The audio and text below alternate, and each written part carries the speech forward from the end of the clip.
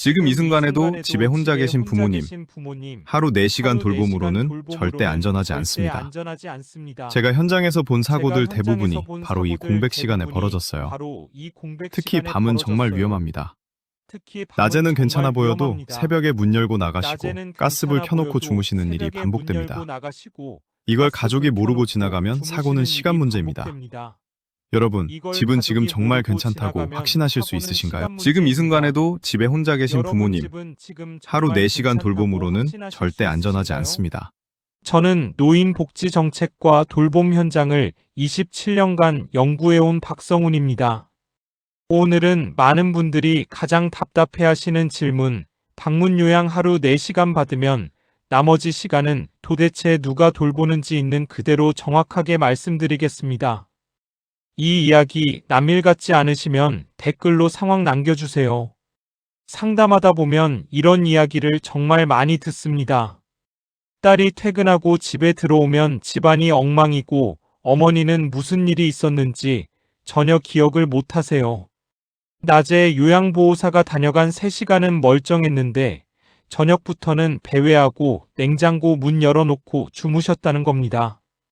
처음엔 가족이 조금만 더 신경 쓰면 되겠지 생각합니다. 그런데 밤이 반복될수록 가족이 먼저 무너집니다. 잠을 못 자고 회사에서도 집중이 안 되고 결국은 죄책감과 분노가 같이 쌓입니다.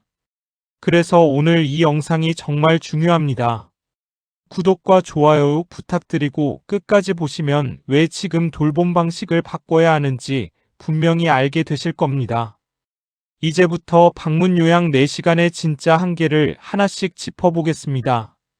챕터 1. 핵심부터 정확하게 말씀드리겠습니다. 방문 요양은 법적으로 하루 최대 시간이 따로 정해져 있지 않습니다. 하지만 한 번에 제공 가능한 시간이 4시간이고 월 한도액과 기관 운영 구조 때문에 현실에서는 대부분 하루 3시간에서 4시간으로 끝납니다.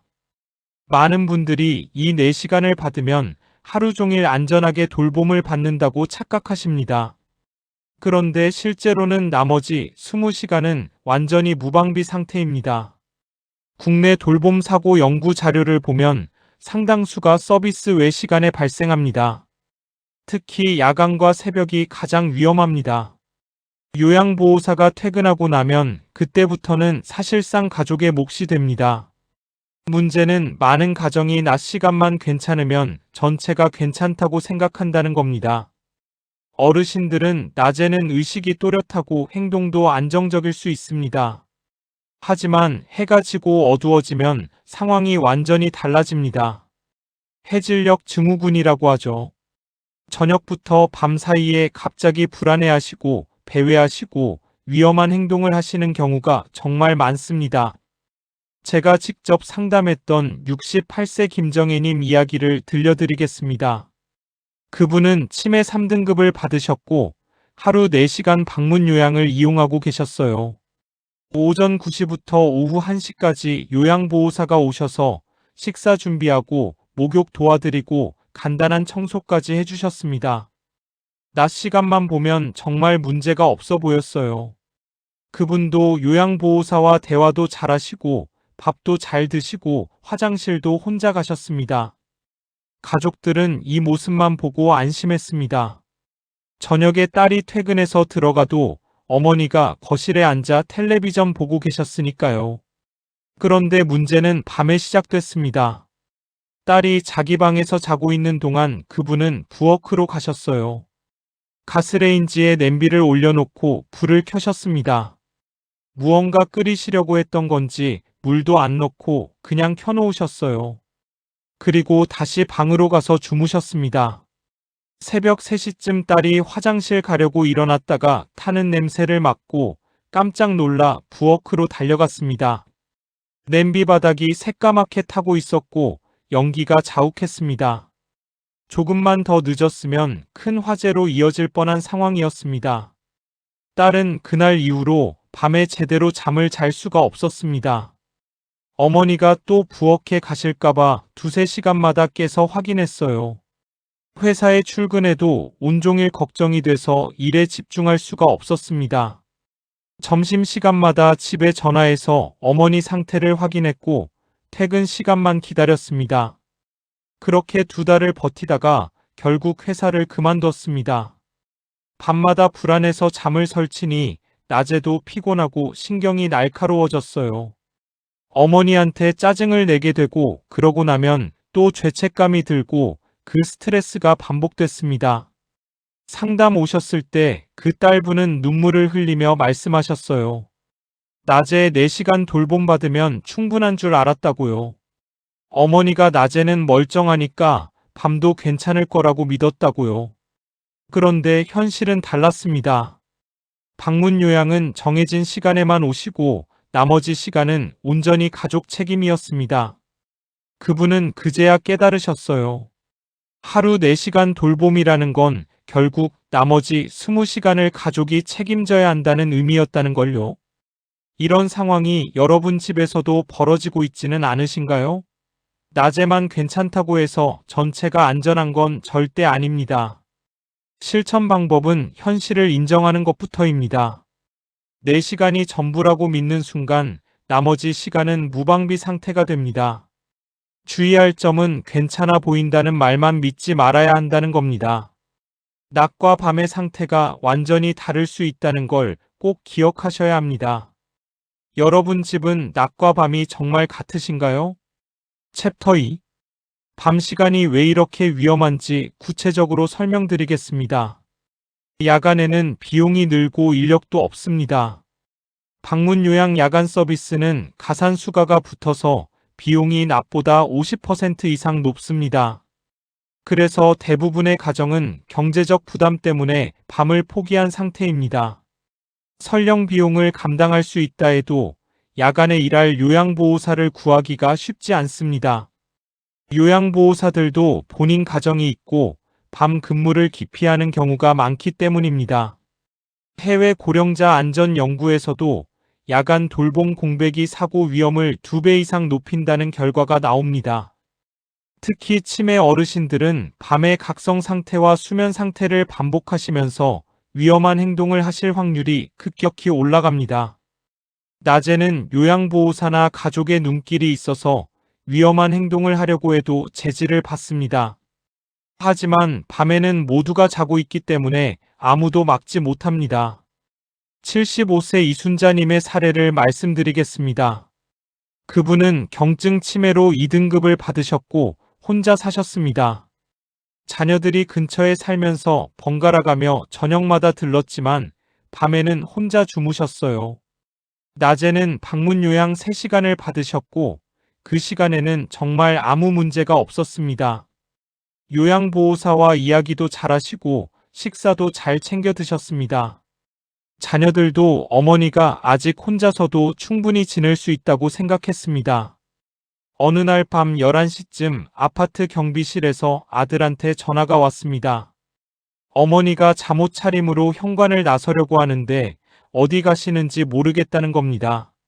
아들이 급하게 달려가 보니 그분은 외출복도 안 입으신 채 슬리퍼만 신고 아파트 입구에 서 계셨어요. 어디 가시냐고 물어도 제대로 대답을 못 하셨습니다. 그냥 나가야 한다고만 하셨어요. 다행히 경비원이 이상하게 여기고 붙잡아서 사고를 막았지만 만약 그분이 아파트를 벗어나셨다면 추운 겨울밤에 큰일 날 뻔했습니다. 그 일이 있고 나서 일주일 동안 아들이 밤마다 어머니 집에서 잤습니다. 그런데 또다시 같은 일이 반복됐어요. 아들이 잠깐 잠든 사이에 그분은 또 현관문을 열고 나가려고 하셨습니다. 이번에는 아들이 깨서 막았지만 이 상황이 계속되면 아들도 버틸 수가 없었습니다. 아들도 직장을 다녀야 하는데 밤마다 어머니를 지켜야 하니 낮에 업무를 볼 수가 없었어요. 회사에서 졸고 집중력이 떨어지니 실수도 잦아졌습니다. 결국 가족 회의를 했습니다. 처음에는 형제들이 돌아가면서 밤을 지키자고 했어요. 하지만 모두 각자 가정이 있고 일이 있어서 일주일도 버티지 못했습니다. 그래서 야간 방문 요양을 알아봤는데 비용이 만만치 않았어요. 한 달에 추가로 100만 원 가까이 나왔습니다. 경제적으로 여유가 없는 상황에서 그 돈을 계속 감당할 수가 없었습니다. 그렇다고 어머니를 혼자 두자니 또 밤에 나가실까봐 불안했습니다. 이 가족은 결국 어머니를 요양원에 모시기로 결정했습니다. 처음에는 죄책감이 컸어요. 혼자서도 낮에는 잘 지내시는데 우리가 너무 이기적인 게 아닌가 하는 생각에 괴로워했습니다. 하지만 선택의 여지가 없었습니다. 밤 시간을 감당할 방법이 없었으니까요. 요양원에 가신 후 그분은 24시간 돌봄을 받으시면서 안전하게 지내고 계십니다. 가족들도 이제는 밤에 불안해하지 않고 푹 잘 수 있게 됐어요. 이 사례가 보여주는 건 명확합니다. 야간을 포함한 다른 돌봄 수단을 반드시 고민해야 한다는 겁니다. 주의사항은 야간을 가족 희생으로만 해결하려 하지 말라는 겁니다. 가족이 밤마다 잠을 설치면 결국 모두가 무너집니다. 어르신도 제대로 된 돌봄을 못 받고 가족도 건강을 잃습니다.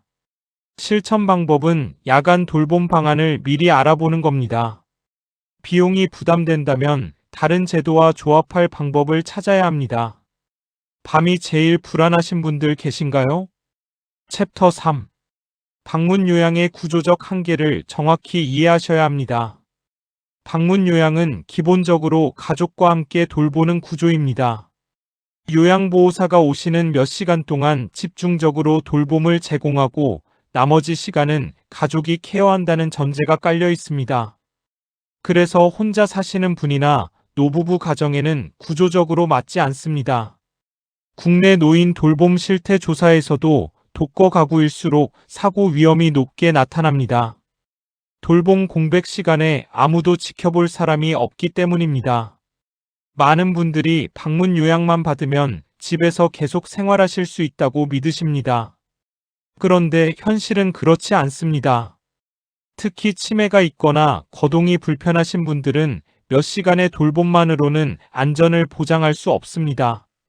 낙상 위험, 약 복용 실수, 가스 사고, 배회 등 예측하기 어려운 상황들이 언제든 생길 수 있기 때문입니다. 72세 박영수님의 이야기를 들려드리겠습니다.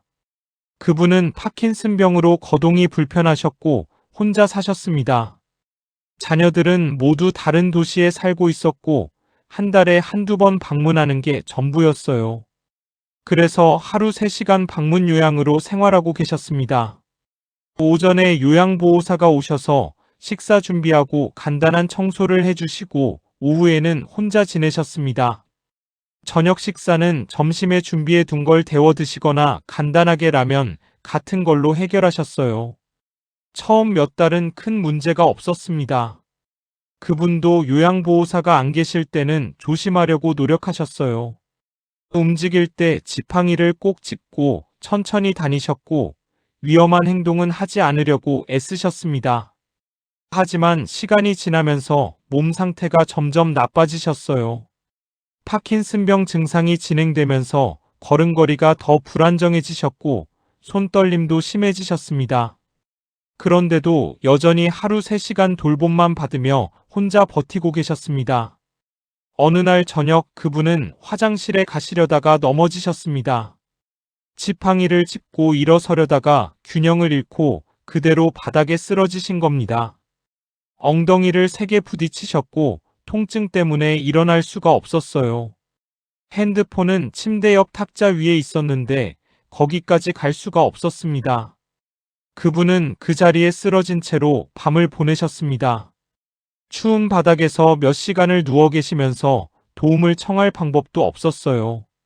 다음 날 아침 요양보호사가 출근하셨을 때 그분을 발견했습니다. 바닥에 쓰러져 계신 걸 보고 깜짝 놀라 바로 119에 신고했어요. 병원으로 옮겨졌을 때는 이미 고관절이 골절된 상태였습니다. 추운 바닥에 오래 누워 계셔서 저체온증도 왔어요. 입원 치료를 받으셨지만 회복이 쉽지 않았습니다. 고령의 기저질환이 있으셔서 수술 후 합병증도 생겼습니다. 결국 퇴원 후에는 혼자 생활할 수 없는 상태가 되셨고 요양병원으로 옮기셨습니다. 이 일이 있고 나서 자녀들은 크게 후회했습니다. 아버지가 혼자 계시는 게 불안하긴 했지만 방문 요양을 받으시니까 괜찮을 거라고 생각했대요. 전화 통화할 때도 별일 없다고 하시니 안심했다고 합니다. 그런데 그 안심이 착각이었던 겁니다. 하루 3시간 돌봄으로는 혼자 사시는 어르신을 지킬 수 없었습니다. 만약 그날 넘어지신 게 아침이었다면 요양보호사가 와서 발견했을 텐데 하필 저녁에 사고가 난 겁니다. 돌봄 공백 시간에 생긴 사고였습니다. 이 사례는 방문 요양만으로 버티는 게 얼마나 위험한지 보여줍니다. 특히 독거 가구는 더욱 그렇습니다. 아무리 요양보호사가 잘 돌봐주셔도 나머지 시간에 생기는 위험까지 막을 수는 없습니다. 실천 방법은 다른 제도를 함께 보는 것입니다. 주야간 보호를 병행하거나 아예 24시간 돌봄이 가능한 시설을 고려해야 합니다. 혼자 계시는 어르신이 방문 요양만 받고 계신다면 지금 당장 다른 대안을 찾아보셔야 합니다. 여러분은 지금 혼자서 버티고 계신 건 아닌가요? 챕터 4. 이제 돌봄 공백을 줄일 수 있는 현실적인 방법들을 하나씩 알려드리겠습니다. 첫 번째로 방문 요양과 주야간 보호를 조합하는 방법입니다. 이 조합을 잘 활용하면 하루 최대 11시간까지 돌봄이 가능합니다. 아침 일찍 방문 요양으로 시작해서 낮 시간에는 주야간 보호센터로 모시고 저녁에 다시 방문 요양으로 마무리하는 식입니다. 주야간 보호는 보통 오전 9시부터 오후 6시까지 운영됩니다. 센터에서 식사도 제공하고 프로그램 활동도 하시고 목욕 서비스도 받으실 수 있어요. 이 방식의 장점은 낮 시간 동안 완전히 안전하게 보호받으실 수 있다는 겁니다. 집에 혼자 계실 때보다 훨씬 안전하고 사회적 교류도 할 수 있어서 정신 건강에도 좋습니다. 다만 주의사항이 있습니다. 비용 구조를 정확히 이해해야 합니다. 방문 요양과 주야간 보호를 함께 이용하면 월 한도액을 빨리 소진하게 됩니다. 등급에 따라 월 한도액이 정해져 있는데 두 서비스를 같이 쓰면 그 한도 안에서 조정해야 하기 때문입니다. 본인 부담금도 함께 늘어날 수 있으니 미리 계산해 보셔야 합니다. 실천 방법은 명확합니다. 아침과 저녁은 방문 요양으로 식사와 기본 케어를 받으시고 낮 시간은 주야간 보호로 채우는 겁니다. 이렇게 하면 가족이 출근한 낮 시간 동안 혼자 계시는 위험을 완전히 없앨 수 있습니다. 센터 오가는 차량 지원도 있어서 교통 문제도 해결됩니다. 이 방식 들어보신 적 있으신가요? 두 번째는 단기보호 활용입니다. 단기보호는 월 8일에서 10일 정도 하루 24시간 돌봄이 가능한 제도입니다. 가족이 급한 일이 생겼을 때나 잠깐 쉬어야 할 때 정말 유용합니다. 어르신을 단기보호 시설에 모시면 그 기간 동안 전문 인력이 24시간 돌봐드립니다. 식사, 투약, 청결 관리 모두 해결됩니다. 가족 입장에서는 죄책감 없이 며칠 쉴 수 있는 기회가 됩니다. 주의사항은 미리 알아보지 않으면 급할 때 이용하기 어렵다는 점입니다. 단기보호 시설은 정원이 있고 예약이 필요합니다. 갑자기 필요해서 연락해도 자리가 없으면 이용할 수 없어요. 그래서 평소에 미리 알아두고 관계를 맺어두는 게 중요합니다. 실천 방법은 가족 휴식이나 위기 상황을 대비해 미리 기관을 알아두는 겁니다. 근처 단기보호 시설에 연락해서 이용 절차와 비용을 확인해 두세요. 필요할 때 바로 쓸 수 있도록 준비해 두는 게 중요합니다. 이 제도 알고 계셨나요? 세 번째는 시설 돌봄에 대한 인식 전환입니다. 많은 분들이 요양원이나 요양병원을 최후의 수단으로만 생각하십니다.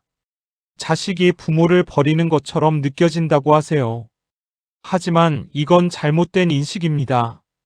시설은 생각보다 비용이 높지 않습니다. 등급에 따라 정부 지원을 받으면 월 본인 부담금이 50만 원에서 100만 원 정도로 해결됩니다. 집에서 방문 요양과 주야간 보호를 함께 이용하면서 가족이 밤마다 불안해하는 것보다 훨씬 나을 수 있습니다.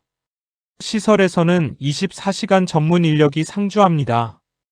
밤에 갑자기 상태가 나빠지셔도 바로 대응할 수 있고 응급 상황에도 빠르게 조치할 수 있습니다. 다른 어르신들과 함께 생활하시면서 사회적 교류도 하실 수 있어요.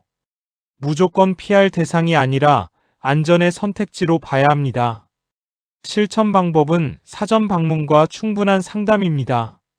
직접 가보시고 시설 환경을 확인하고 직원들과 이야기해 보세요. 좋은 시설은 생각보다 많습니다. 시설 아직도 두려우신가요? 네 번째는 등급 상향 신청입니다. 등급이 낮게 나오면 모든 선택지가 줄어듭니다. 받을 수 있는 서비스 시간도 줄고 본인 부담금 비율도 높아집니다. 많은 분들이 등급 조사 받으실 때 실수하십니다. 평소보다 잘하시려고 애쓰세요. 조사원 앞에서 좋은 모습 보이려고 하시는 겁니다. 그러면 실제보다 등급이 낮게 나옵니다. 주의사항은 상태를 숨기면 손해라는 점입니다. 등급 조사 때는 평소 못하시는 것들을 정직하게 보여주셔야 합니다. 실천 방법은 문제 행동을 그대로 보여주는 겁니다. 밤에 배회하신다면 그 이야기를 하시고 기억력이 떨어지신다면 솔직하게 말씀하세요. 가족이 옆에서 도와드리는 부분도 빠짐없이 알려야 합니다. 등급이 올라가면 받을 수 있는 서비스가 많아지고 본인 부담도 줄어듭니다. 등급 정말 맞게 받으셨나요? 다섯 번째는 돌봄 시간 재배치입니다. 같은 시간도 언제 쓰느냐가 정말 중요합니다. 많은 분들이 오전 시간에 방문 요양을 집중시키십니다. 아침 식사 준비하고 씻기고 청소하는 데 시간을 다 쓰시는 거죠. 그런데 정작 위험한 저녁이나 밤 시간은 비어 있습니다. 주의사항은 안전한 시간대에 쓰면 효과가 떨어진다는 점입니다. 낮에 깨어 계실 때보다 저녁부터 밤 사이가 훨씬 위험합니다. 실천 방법은 가장 위험한 시간에 집중 배치하는 겁니다. 저녁 식사 준비와 취침 준비 시간에 요양보호사가 오시도록 조정하세요. 밤 9시쯤까지 계시면서 잠자리 정리해드리고 안전 확인하고 가시면 훨씬 안심이 됩니다. 시간 배치만 바꿔도 사고 위험을 크게 줄일 수 있습니다. 챕터 5. 오늘 이야기 정리해 보겠습니다. 방문 요양 하루 4시간, 이것만으로는 절대 충분하지 않습니다. 괜찮겠지 하고 넘기면 사고는 꼭 밤에 찾아옵니다. 낮에 괜찮아 보인다고 해서 전체가 안전한 건 아닙니다. 돌봄 공백 시간, 특히 야간에 가장 많은 사고가 발생합니다. 혼자 계시거나 노부부만 계신다면 방문 요양만으로는 안전을 보장할 수 없습니다. 잘못된 상식은 방문 요양만 받으면 안전하다는 믿음입니다.